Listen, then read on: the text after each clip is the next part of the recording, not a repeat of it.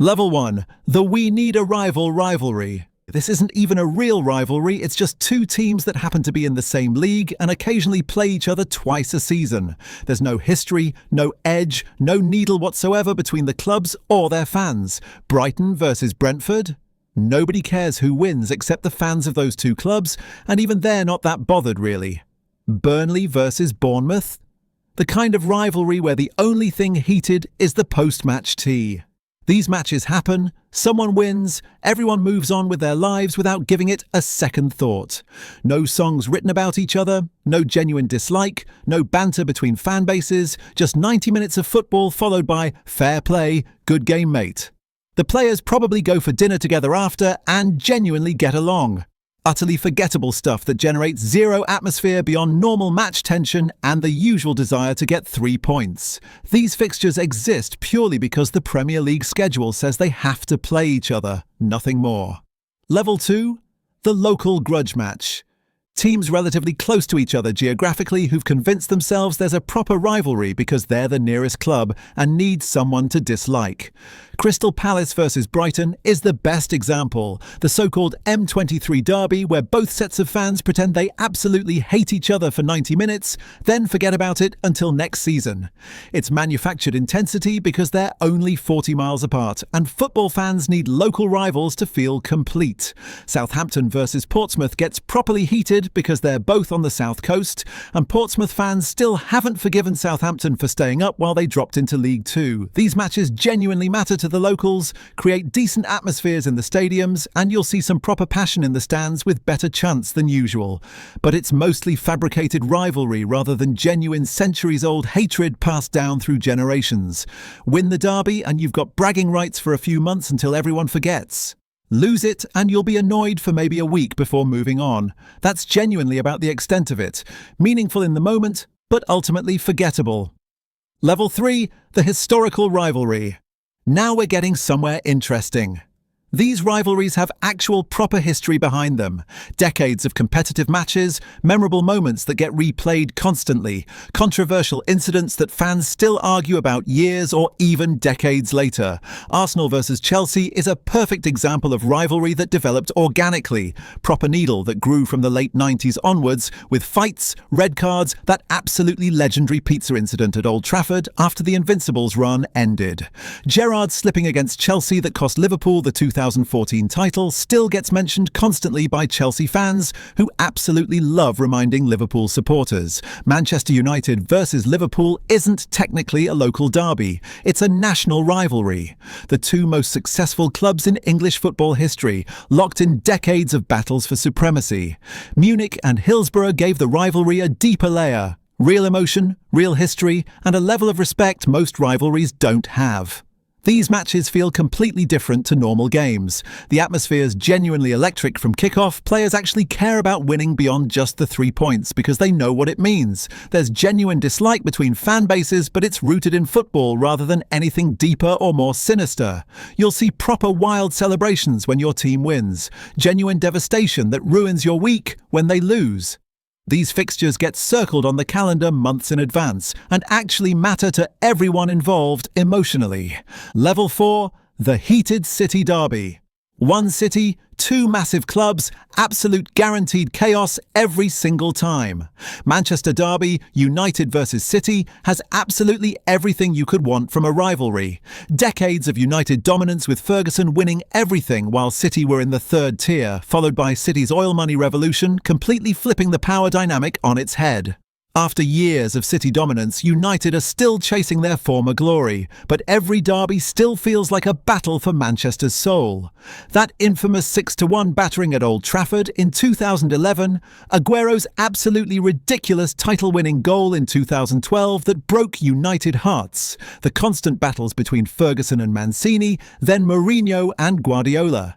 These matches can genuinely define entire seasons and shift the balance of power in English football. North London derby, Arsenal versus Tottenham, is pure, concentrated hatred wrapped into 90 minutes of football. Decades of Arsenal dominance with Spurs constantly living in their shadow, the relentless banter, the St Totteringham's Day celebrations when Arsenal mathematically finish above Spurs yet again. When Spurs finally finished above Arsenal after 20 consecutive years, it was genuinely massive for them. They celebrated like they'd won the league. These derbies split entire cities in half, ruin family dinners for weeks, end genuine friendships over stupid football results, win and you're absolutely unbearable for months, rubbing it in at every opportunity. Lose and you genuinely can't show your face around half the city. The entire city's bragging rights are on the line and absolutely everyone knows it. Level 5. The Cross-City Blood Feud. Liverpool versus Everton, the Merseyside derby, historically known as the Friendly Derby, which is absolute nonsense because there's nothing remotely friendly about it when it properly kicks off. Families divided straight down the middle with brothers supporting different sides, generations of complicated hatred, the city absolutely split in ways outsiders can't understand. These matches have had more red cards than almost any other fixture in Premier League history. It gets genuinely nasty on the pitch. The Everton fans' relationship with Liverpool is genuinely complicated and painful. Massive resentment about being the smaller club, feeling like the little brother nobody rates, decades of Liverpool success winning everything, while Everton desperately fight relegation. When Everton beat Liverpool, it's basically their cup final, their entire season justified. Liverpool fans celebrate beating Everton, obviously, but also kind of feel sorry for them, which somehow makes it even worse for Evertonians. Celtic versus Rangers, the Old Firm derby in Glasgow. This isn't just football anymore, it's religion, politics and centuries of sectarian history wrapped into 90 minutes of absolute madness. Protestant versus Catholic, British Unionist versus Irish Nationalist, blue versus green representing different sides of Scotland's identity. These matches have genuine danger attached to them, policing operations that cost millions of pounds, organised violence that goes way beyond normal football hooliganism. Players receive actual death threats that have to be taken seriously. Managers need proper security details. This is tribal warfare disguised as sport, where football becomes almost secondary to the hatred. Level 6. The National Obsession Derby. El Clásico, Real Madrid versus Barcelona, the biggest club match on earth. Watched by hundreds of millions every single time. But it's so much more than football. It's Spain itself. Catalan independence against Spanish nationalism, Franco's shadow against regional pride and defiance. When Barcelona win, it feels like Catalonia standing tall. When Madrid win, it's the establishment reminding everyone who's in charge. For a decade, Messi versus Ronaldo turned it into the greatest individual rivalry the sport has ever seen. That era might be over, but new faces, Bellingham, Vinicius, Lamine Yamal, keep the fire alive. El Clásico has seen it all. Mourinho gouging Tito Villanova's eye, Figo having a pig's head thrown at him, Zidane's perfect volley, Messi silencing the Bernabeu while holding up his shirt like a relic. Even governments weigh in on the results. Politicians tweet condolences. Newspapers write obituaries for the losing side. This isn't sport. It's cultural warfare with global reach. Lose and an entire nation spends the week in mourning. Level 7. The Someone's Genuinely Dying Derby. Super Clásico, Boca Juniors versus River Plate in Buenos Aires, Argentina. The most violent, intense, genuinely dangerous football match anywhere on earth. The 2018 Copa Libertadores final second leg had to be moved to Madrid after Boca's team bus got attacked with bricks, bottles and tear gas outside River's stadium, sending multiple players to hospital with injuries and making the match impossible to play. Fans have died at these matches. Not injured, actually died. This rivalry makes absolutely everything else on this list look like a polite Sunday league friendly between accountants.